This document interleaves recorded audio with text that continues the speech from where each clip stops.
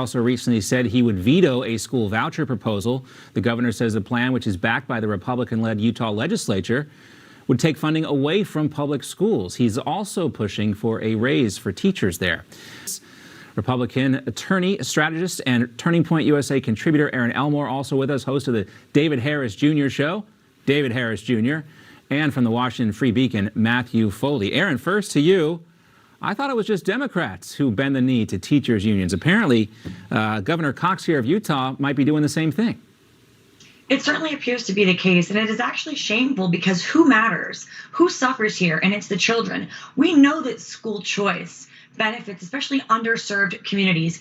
Vouchers, the same situation. So why are these politicians doing this? And I think the answer is very clear. The teachers' unions. We've seen this in places like California and New York as well. And Pennsylvania, by the way. The masks are coming off for restaurants and gyms and outings, but yet our school children who were not impacted by coronavirus, hardly, fractionally, barely, and they are still being forced to wear masks in school. So we see that this is now a political problem, whether it's school choice or masks, and it's unfortunately happening on both sides of the political aisle, and it's very easy to see, and hopefully people will choose appropriately and vote differently. Nobody follows the money like Matthew Foley. Sometimes he gets his hand slapped because of it, like getting kicked off Twitter this week. But Matthew, when you look at teachers' unions in particular, they are the largest donors to Democratic candidates here, but apparently they're working both sides of the aisle. Especially in rural communities. Concern that I have and stuff is that a poem and stuff was read out to the kids depicting that police officers are predators and murderers of black children and black children and parents. One of the questions that I ask everybody here, as I have a state police retired sergeant sitting right here, do we think it's appropriate that her 16-year-old daughter would be taught that her mother is a predator or a murderer? What are we teaching in our schools? Question, but no one was asking it with this kind of volume and this intensity until kids were sitting at home in Zoom class, and these lessons were being broadcast into the home. There are very few silver linings to the pandemic. This is one of them. The exposure that these school boards and teachers have gotten for their nefarious behavior and teaching things like critical race theory. And I often say the moms and the dads are going to be the people that save this country because they're now empowered.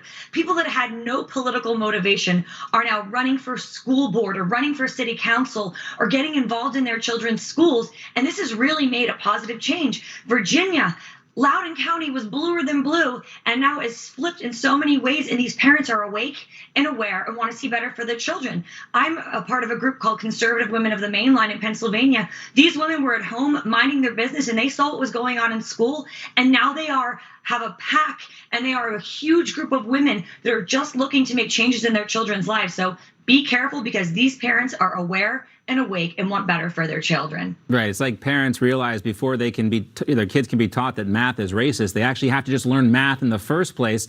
And I think this is something that none of these groups pushing CRT anticipated. Somehow they didn't realize that some of the people that are most offended by what's happening are, persons of color. Here's a deck, the Free Beacon, great publication there as well. All right, Erin, David, Matthew, stick around. We got Meme Team coming up in 1 hour, so stand by for that. Also, we may know why Joe Rogan turned down Rumble's $100 million offer, how much Spotify is paying him to stay put on their platform. Point USA contributor Erin Elmore.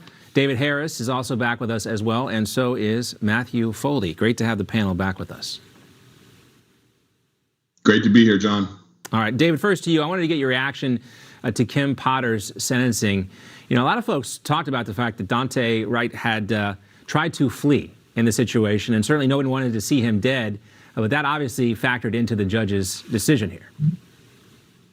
Well, I'm sure that it did. I mean, the fact of the matter is there's such a heightened alarm for police officers right now to be in any confrontational situation with a person of color that things can go wrong. In that case, things drastically went wrong. Do you think this is a fair sentence, Erin? 2 years? The prosecutors wanted 7 years?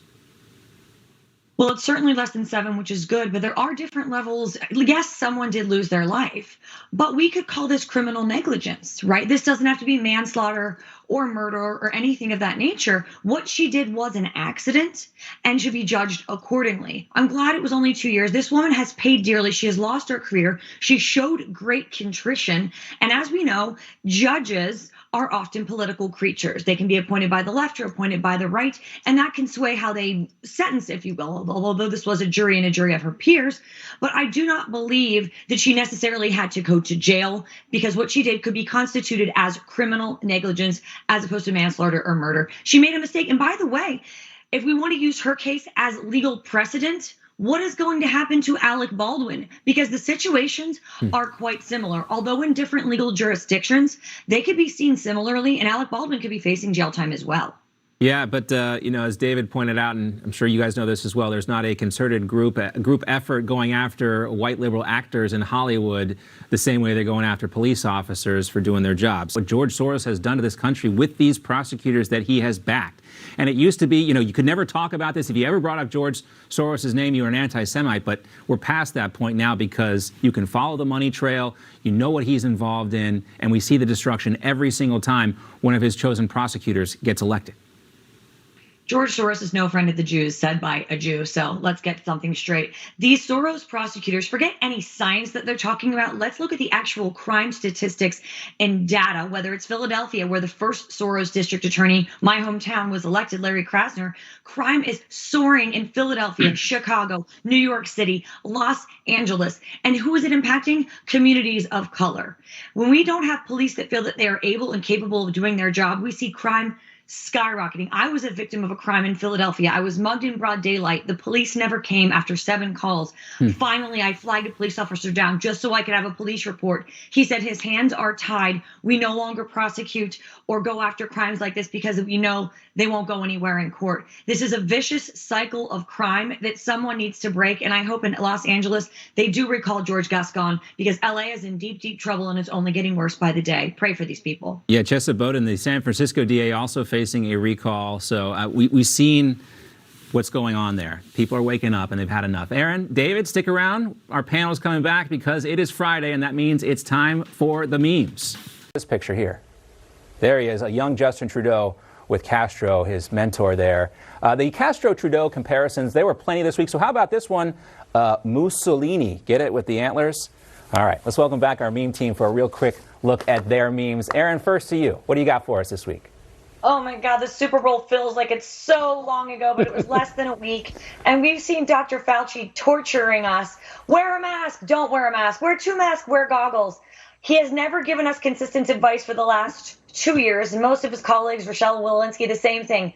Therefore, I declare that Dr. Dre is the most believable doctor that we've seen on national television in 2 years. His Super Bowl performance made all of us 90s kids feel very comfortable and very excited and very nostalgic. So I think he's doing a better job at making the American people well and happy and smiling than Fauci. So Dr. Dre, let's give him a job in the administration. Yes, all of us 90 kids also embarrassing our own kids during the halftime performance. That was a common theme. All right, I think Dr. Dre is more of a doctor than Dr. Jill Biden, just saying. You could say that. All right, let's go to Matthew Foley for his memes this week. What do you got, Matthew? Well, also on the Super Bowl theme is the juxtaposition between the Democrats in California who hold their breath for an entire 3.5-hour game, and children in California and across the country who seem to be the last priority for Democrats. Every Democrat whose polling has suddenly shifted is allowing kids to remain masked, to be required to wear masks, whereas you can go party, you can go to a bar, you can go to a baseball game with no problem. Kids are the last priority for Democrats across the country. Meanwhile, they are holding their breaths for all of their selfies and group photos at Super Bowls and events around the country. Just want to clarify, that's Ellen and not Eminem. Some people were confused by that this week. David, I love it. You stay with the Super Bowl theme as well. What do you got for us? I did. Watching the Super Bowl, I got to agree with Erin. It was definitely nostalgic and taking me back to my 90s self. Graduated in 93, dating myself there.